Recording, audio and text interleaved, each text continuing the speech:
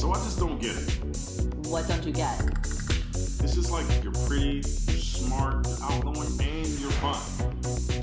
Thanks. So I don't understand. what don't you understand? How are you still single? Welcome back to the podcast. How are you still single? A podcast about dating in the modern world. I'm your host, Ashley Rodabaugh, and this is season 2, episode 4, Dating Sober. I have my friend with me today, Caitie. Hi, Caitie. Hi, how are you? Good. She's clearly with the whales, the killer whales back there. Yeah, I live in the Pacific Northwest, in Seattle, actually. So this isn't something that I see every day, but there are orcas that live in the Puget Sound, so there are opportunities to go see them if I want. And then Mount Rainier is behind my head. Haven't climbed it yet, but my fiance has. So Oh, very cool. maybe someday. So I've been in Seattle for just a little bit, but my cousin lives out in the San Juan Islands. So I've been out there and it's beautiful. So pretty. Went kayaking out there. So pretty. I'm a little jealous of you.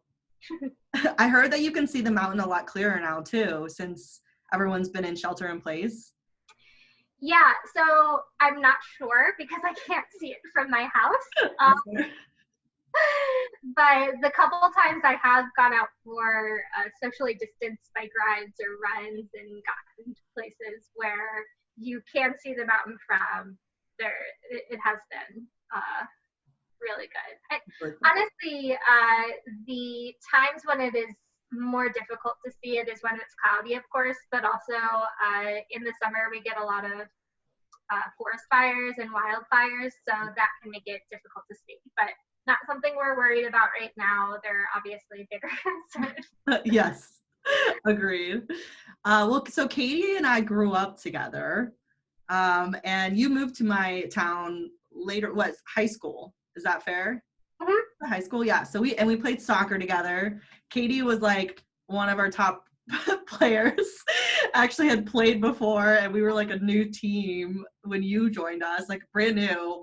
Our freshman year was our first year ever to have a team at that school. So you taught us a lot about how to play. We had some frustrating times, that's for sure. Yeah, I remember. So, like you said, I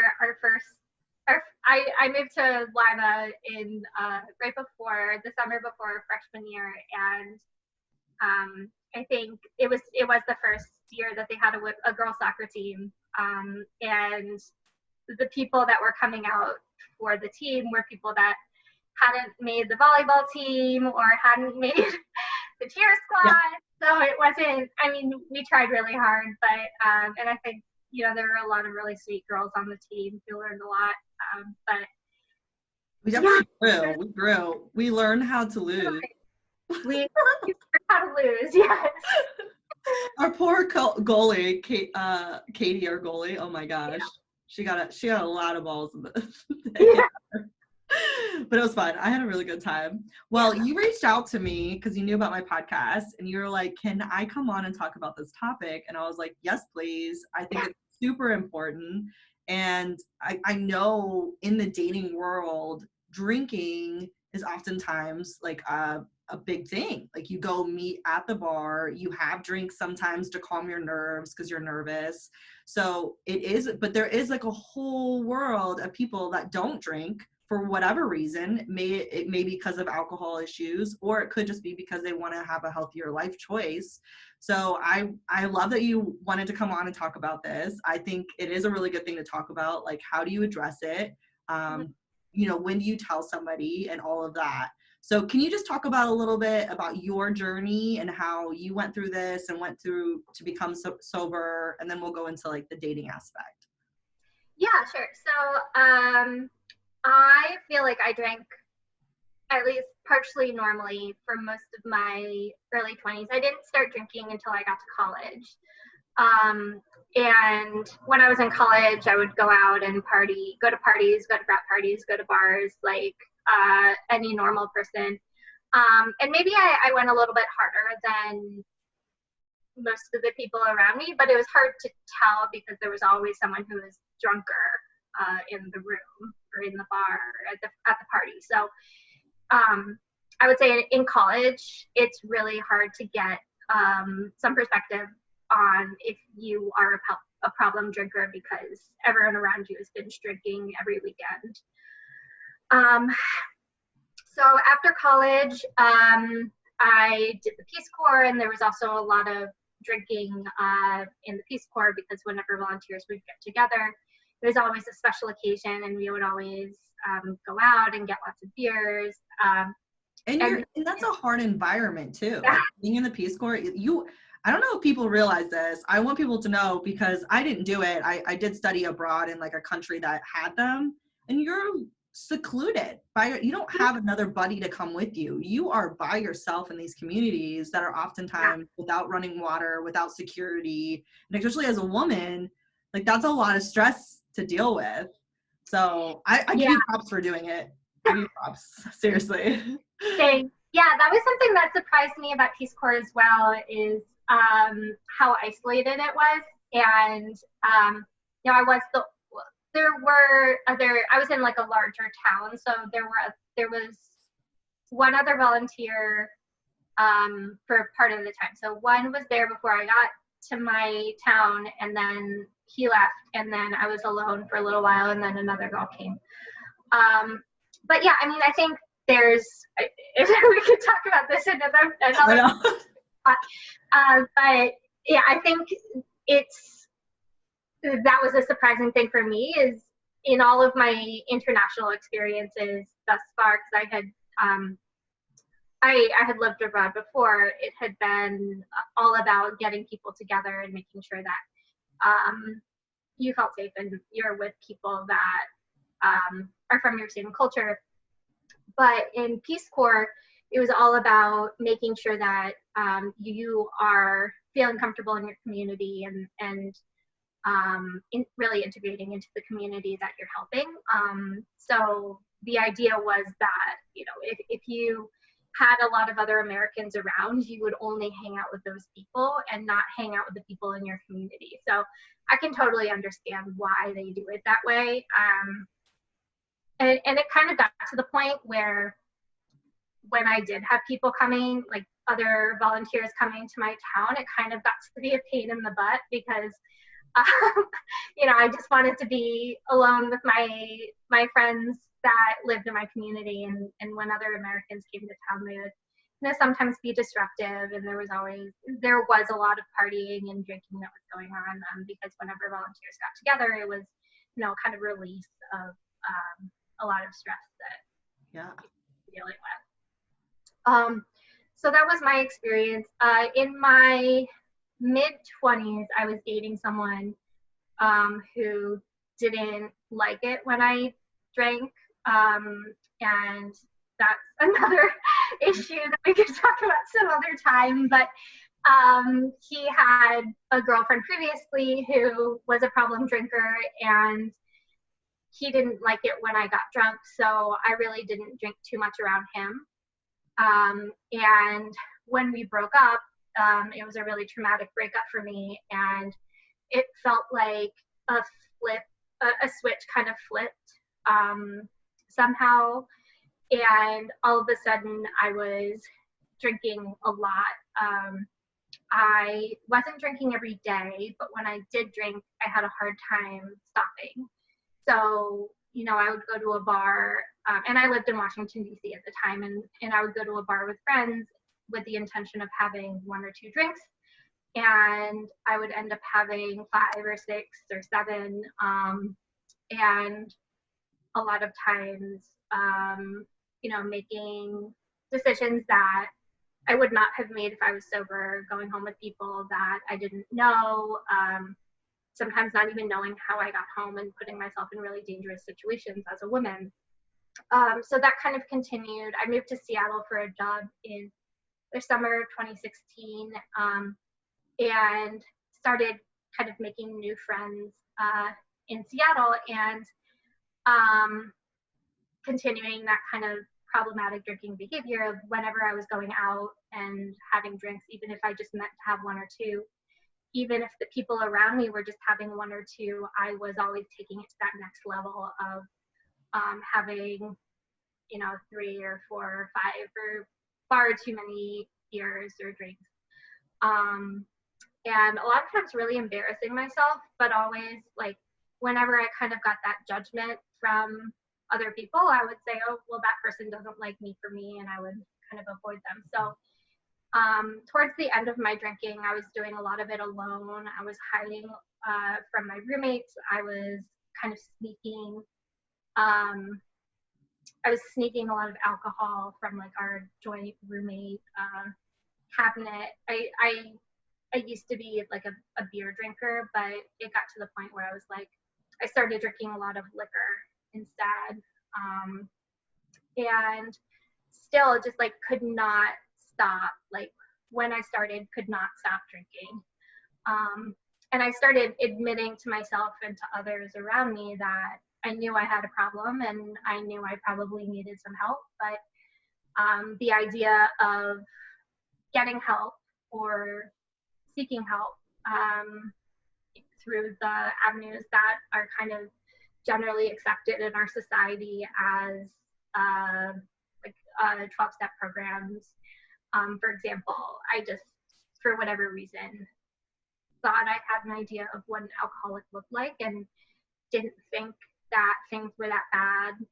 I still had a job. I was still performing that job fairly well. I had a home. I was still dating, not successfully, but I was still going on dates, and people still found me attractive and funny and all the things that I liked about myself. So I really resisted getting help for a really long time. And finally, I decided that enough was enough. And I had a friend at the time who told me that if I didn't go to a meeting that day, that he would never speak to me again. And I went, and I sat in that meeting, and it was an all women's meeting. That's what I felt comfortable going to. And the things that I heard other women in the room saying reminded me so much of myself that that was the last drink that I had. So that was February 22nd, 2018 was the last alcohol I drank. I continued. Washington's a state that has legalized marijuana, so I continued smoking weed for about another month, and then decided that I didn't want to do that either. I really wanted to devote myself to kind of a sober lifestyle. So that was March 31st, 2018, and I have been sober since then.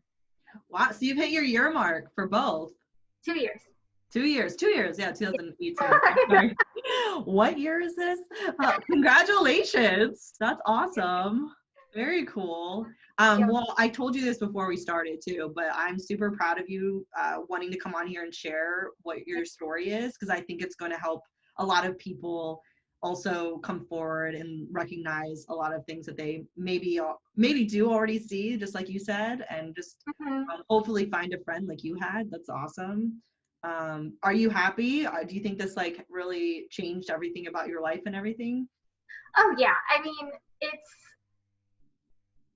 alcohol at the end of the day. Like, even if you have no problems with drinking, it's a depressant, and it's kind of strange that people drink when they are sad, because it makes things worse a lot of the time.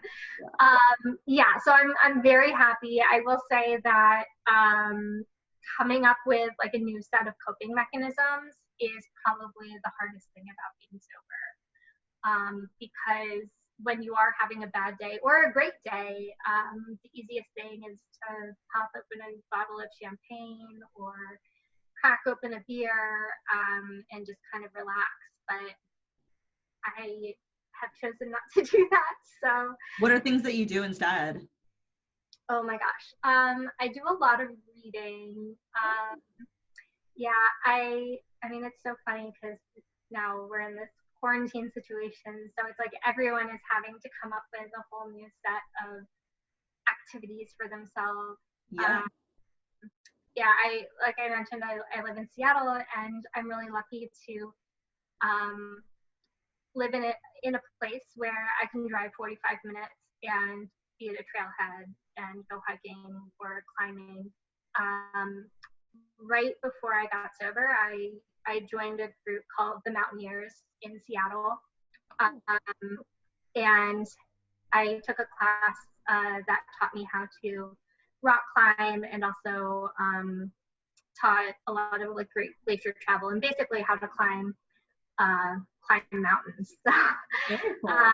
Yeah, so I do a lot of that kind of stuff. I get outside a lot when it's possible. I go on a lot of bike rides and run, and yeah. You recently got engaged? Yes. Yeah. Congrats. So I got engaged in November. Actually, my fiance was one of the instructors for the mountaineering course that I was taking. Oh, cool! That's awesome. Yeah. It's something that you may not have done that, right? If you hadn't been looking for other avenues to celebrate and do things. Yeah, definitely. Yeah, I definitely would not have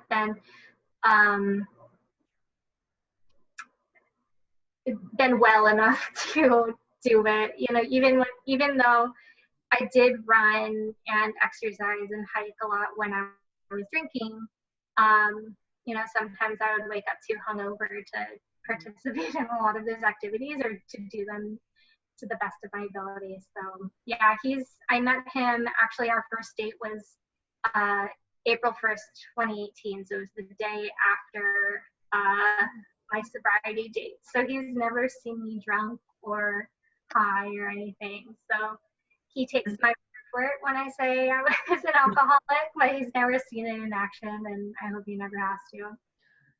Does he drink? He does. He doesn't drink a lot, though. I don't think I've actually ever seen him drunk or even tipsy. He has a beer or two after a long day, like most people do. And it's, for me, this isn't the same for everyone, but for me, that's fine. I don't have a problem with him drinking. I don't, when I open the fridge and see beers in the fridge, I don't have any sort of temptation. And a lot of that is the program the 12-step program that I've been doing, the work that I've been doing through that. You know, there are times when like I can smell beer on him, and like that's not a great, like that kind of makes my stomach flop a little bit. Yeah, I have trouble. Like I was out to brunch with some friends once and accidentally ordered these waffles that had like a Jack Daniels syrup on it. Oh. And it like to me at least tasted a lot like Jack Daniels. Like it tasted a lot whiskey. And so I took one bite and like almost threw up. So for me, things that like taste or smell like alcohol kind of make me sick at this point. But I do love a mocktail. So. Yeah. There's a lot of places that offer those now, especially for pregnant women. Like it's a big thing. Mocktails are a huge thing now. Mocktails are big. There's also they're good. Like I had a mimosa, not a mimosa. It was a with the mint. What is that? That's like crushed up mint. What is it?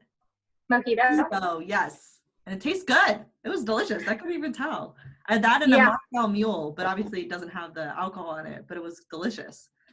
My mom made it. She was helping an organization, and I was like, yeah, this actually tastes really good. I was like, I would drink this. I was like, tastes just like the real thing. You wouldn't know.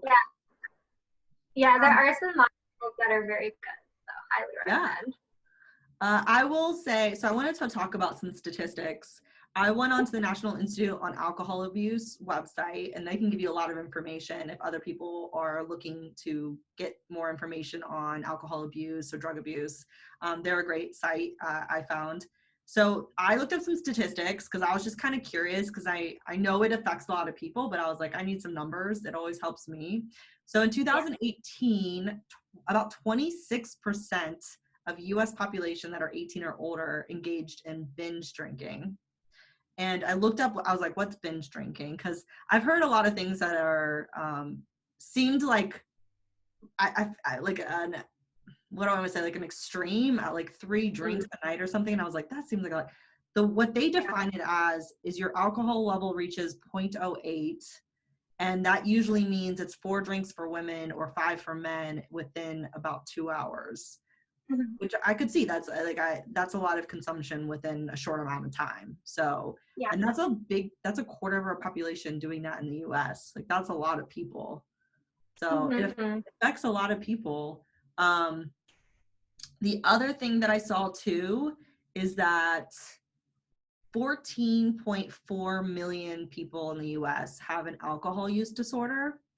And they defined that as a chronic relapsing brain disease characterized by an impaired ability to stop or control alcohol use, even if it's affecting like your social life, your work life, or anything like that. So that's a lot of people. Over 14 million people are impacted by this. So I really think that you coming and talking about it and people vocalizing it will help other people realize what they have that they may not have realized at the time. And go ahead, sorry. Oh no. I was just gonna say one thing that kind of stopped me from getting help for a long time was the fact that I could go days or sometimes like a month without drinking. Like back in I think 2016, I think I decided to take a sober month and didn't have a drink for the entire month of October, and I felt like because I could do that I wasn't an alcoholic. And my idea of what an alcoholic looked like was like an old man who was homeless and like spends all his money on booze. And that wasn't me. So yeah, I think what an alcoholic looks like is very different, even person to person. Even my friends that I know through the program who are sober, you know, we all have different stories, and you know, everyone has like a different idea of like what their rock bottom was. For example, you know, my rock bottom was not very low. I was not homeless. I still had a job. I still was able to function day to day. But it's kind of like, you know, for different people have different thresholds of pain. Some people are able to withstand a lot of pain. Some people, you know, are not. And for me, my threshold for pain was not very high. So I decided with a lot left to lose that I really needed help. And there are some people that end up in really, really rough situations that still have not hit what they consider rock bottom. And some people never get to that point. It's really sad. Yeah. Well, let's talk about some signs. Like, what would be signs to look for to think that you potentially could have an issue with alcohol? Yeah. So for me, it was the fact whenever I had a drink, that first drink, I was a lot of times thinking about the next drink before I even got done with that first one. I also, so I couldn't stop drinking once I started. That I think was the biggest sign for me is inability to stop no matter how drunk I was. I always just kept going until I either blacked out or passed out. So that's an extreme example, obviously. But yeah, I think if you have a drink and you get that feeling, like that urge, that like feeling in your stomach or in your head that you're like, where's that next drink going to come from? I think that's a sign that you might have alcohol dependence. Yeah, and that was actually on a site that I found too. That was one of the things, you can't limit the intake you have when you start drinking. Another thing too was that you use it when it's unsafe. Like you don't really have that thing to tell you not to do it. Like if you're going to go swimming or you're going to go driving, or you still do it even if it's unsafe. And there's also some, I don't know if you had this experience, but there's some people that have experienced withdrawals when they don't have it, like nausea, sweating, shaking. That's also could be a sign. But yeah, I like that you're pointing out, and you're correct. You're absolutely correct. Like everybody's affected differently.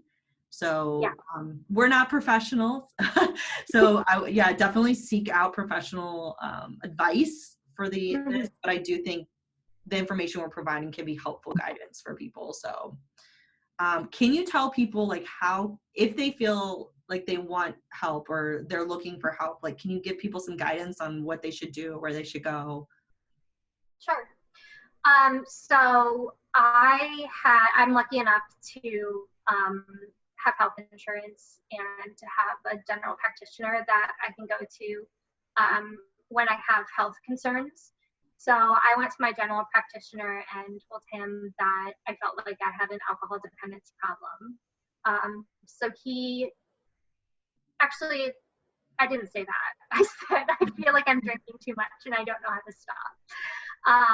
And he was able to help me with some resources. I also am lucky enough to have a therapist who I work with, who it was a different therapist at the time, but I talked to her about how I was attempting to set a lot of boundaries for myself in my drinking and was breaking those boundaries. For example, I tried not drinking alone and broke that a lot. And I also ultimately joined the 12-step program and started going to a lot of meetings through that 12-step program. And that was the thing that ultimately helped me the most. I think for me, having, I did have friends who knew that I was struggling with my drinking, and they loved me and wanted to try to help me. But in my opinion, the only person who can help out an alcoholic is another alcoholic. So when I joined that 12-step program and started talking to other women within that group and talking about my experience and their experience and had them share what was working for them, that's when the rubber really hit the road, and I started seeing a lot of progress and was able to finally stop drinking. Because I think what a lot of people don't realize is that I think alcohol dependence is I mean, like a lot of mental health issues, is just one symptom of kind of a greater array of mental health issues, and that's just one way that it manifests is through a lot of alcohol use. I think I was trying to block out a lot of pain that I had at the time, and that's how I chose to do it. And when I finally found a program that was going to help me deal with that pain in ways that were productive, that's when I was able to really help myself. Very cool. Yeah. I want to talk about too dating as sober. So you met yours, doing an event, but I know that there are aspects of, I don't know if you did online dating at all. Have you done online dating? Okay. So there are, for those people that haven't tried it, you can designate on it whether you have drug use or alcoholic use, and you can say socially, a lot, or none at all. So you can kind of notify people. did you do that? And if you didn't, how did you bring up the subject of that you were sober to somebody while you're dating? So I think that's a new thing since I got sober. That feature. So I'm really happy that it exists. I have a lot of single sober friends who have told me about that, and it sounds like a really great feature. So I'm glad. Usually the way that it would come up is I would, if I was talking to someone on Tinder or another online dating site, eventually, like, the way that they suggest meeting up is by saying, hey, do you want to get a drink? And I would usually say something so I was very upfront about my sobriety very early on. I would say something along the lines of, I'd love to get coffee, or, I'd love to meet up, but I want you to know that for health reasons, I do not drink. And if that's going to be a problem for you, then I want you to know that now so that we could not proceed any further. I never had someone tell me straight up that it was a problem for them. But there was someone that I went on several dates with who had told me that it wasn't a problem. And, we had a conversation a few dates in where he said something along the lines of, if I want to, if I want to go to the bar and get some drinks with friends and you want to stay home and not drink, then what do we do? And I was like, well, exactly what you just said. You go to the bar and you get drinks with friends, and I stay home and not drink. And I think that was an issue for him. And interestingly enough, he is now sober as well. So yes, it was an issue for him as well. And he reached out to me and about a year in, and told me that he kicked drinking as well, and he realized, from talking to me, that he was having a problem with his alcohol use as well. And that's awesome. Yeah, a positive impact on him. That's good. Oh, go ahead. Sorry. No, you're good. Well, I will say that I actually sometimes find it more fun to have a date not at the bar, because sometimes there's like a better icebreakers out there, right? Like going on a hike, going to ice skating. I like to ice skate sometimes in the wintertime, or going to get hot chocolate, or going to a coffee shop. So even if you're not sober, like sometimes those dates are even better because you really get to know a person and you don't have to drink while doing it. So those are some options for people that if they are worried about, well, then where do you have a date? Well, there's a lot of places that you can have a date. And I used to live in Columbus, Ohio, and there are parks and there are trails to walk. They're not as great as they are in Seattle, but there are options. And even I live in Chicago now, and there's plenty of places you can walk. I mean, now that's really all you have. You can't go to the bar, especially in this pandemic. So I think it's good. Like, I think everyone should try it. Even if you're not sober and you enjoy drinking, like, go and have a date in a sober atmosphere. And sometimes you get to know the person even better than when you were to have a drink. So lots of options. You can go, what you also suggested, you can learn how to rock climb. That you can do that too. We have fake rock climbing here, but you can do that in the gyms here. So there's like so many things that you can do that don't require drinking. So bowling's a lot of fun. Bowling, which apparently is an essential business in some states. Oh yeah, in Georgia. But the insides of those balls are really disgusting. So I'm really not sure how people are gonna bowl, but to each their own. It's on the same shoes as someone else. Yeah. I don't do that. Yeah, not right now anyway. I don't know, but I mean, I guess if you have your own shoes and your own bowling ball, like you can go, and Yeah. there's not much difference. Yeah.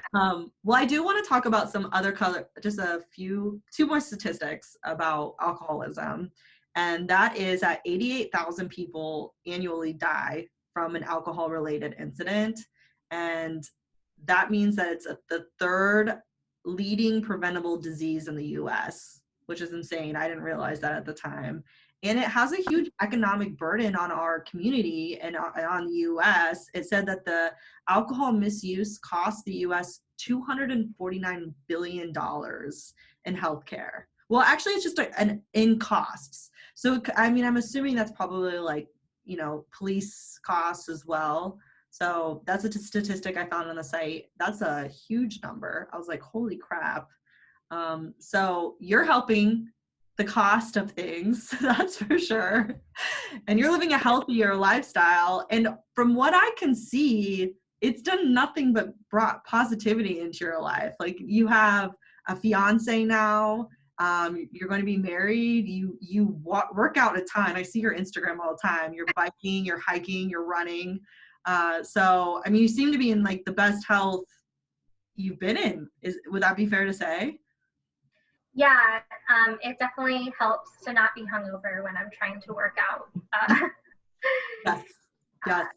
I trained for a few half marathons and a marathon, and yeah, I just like stopped drinking because I was like, you can't do those runs and go out hardcore the night before. That's just not, your body is not able. Maybe when you're 18, I don't know, but you shouldn't be drinking then anyway because you're underage. Yeah. Okay. A few years ago, and yeah? This was at the time when I wasn't. I don't think I was drinking as problematically at the time, but I had a hard time drinking because I would go on a long run and then have a beer and basically pass out immediately because I was so tired all the time. Oh yeah. Once you hit that 10-mile mark, I always took naps. I was like, your body's like completely depleted. You just have to, like get rested again to get back to normal. I totally get that. Okay, so I have one last thing. I'm going to play some music, and then I'm going to ask you to give a tip to people about dating. Some kind of dating tip that would help them in the dating world. Okay. Cool. Okay, so what can you tell people, a tip for them when they go into the dating world? And it can be anything you want. Sure. I think my biggest tip for the dating world is just to find something that you're really passionate about and you really enjoy doing, and get involved with groups or with other people that do those activities. So whether it's salsa dancing or rock climbing or baking or cooking, you can find all sorts of groups online or in your community of people that are interested in those same activities. And that's a really great way to meet other people that are interested in the same kind of things that you are. So I love that. And I 100% agree with you. I did a podcast last year on whether opposites attract. And so many people are just like, that's the thing. You need to be opposites and have your own thing. And I'm like, but if you really love something, you should find somebody that enjoys that too. And you can share that together. So yes. And you met your fiance doing something that you love. I did. Yes. I was very lucky. Yes. I love it. I love it. And I love that you say that too, because one of my other things I harp on is love.